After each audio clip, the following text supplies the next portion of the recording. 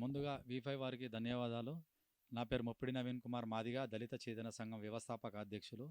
వారాజ్గూడలో railway track మధ్యన ఉన్న అక్రమ నిర్మాణం సెల్లార్తో పాటు 2 ఫ్లోర్లు ప్లస్ పెంట్ హౌస్ అదనంగా వేశారు. స్టీల్ ప్లేస్ టు పర్మిషన్ ఉంది. కానీ ఈ రైల్వే ట్రాక్ ఉండడం వల్ల వందల మంది ప్రయాణిస్తూ ఉన్నారు పాదాచారులంతా. అనేక ఇబ్బందులు అయితే కూలిపోతే ప్రమాదం. దీని మీద నేను కమిషనర్ కర్ణన్ గారికి ఫిర్యాదు చేశాను. దీని మీద వెంటనే మున్సిపల్ అధికారులు చర్యలు తీసుకోవాలా. చర్యలు తీసుకోకపోతే తగిన గుణపాఠం చెప్తాం మున్సిపల్ అధికారులకు కూడా. ఇది సీజన్ భవనం కూడా మళ్ళీ ఓపెన్ చేసి కూడా ఈ విధంగా ఇది ఈ బిల్డింగ్ను వెంటనే నిర్మాణాలు ఆపేసి కూల్చివేయాలని చెప్పేసి దళిత చేతన సంఘం తరఫున డిమాండ్ చేస్తూ ఉన్నాము.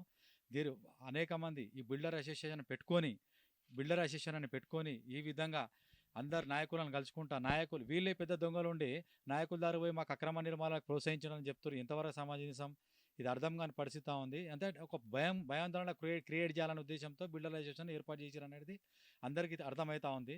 ఇంకొకటి ఎలక్ట్రిసిటీ డిపార్ట్మెంట్లో కూడా అన్అథరైజ్డ్ కన్స్ట్రక్షన్లో కూడా వీళ్ళు ఖచ్చితంగా మీటర్లు ఇవ్వాలని చెప్పేసి వీళ్ళు ప్రధాన డిమాండ్ చేస్తూ ఉన్నారు. ఖబర్దార్ బిడ్డ, ఇటువంటి అక్రమ నిర్మాణాలను ఉపేక్షించలేదు. దళిత చేతన సంఘం అనేక సందర్భాలలో పోరాడింది, ఇప్పుడు కూడా పోరాడుతుంది.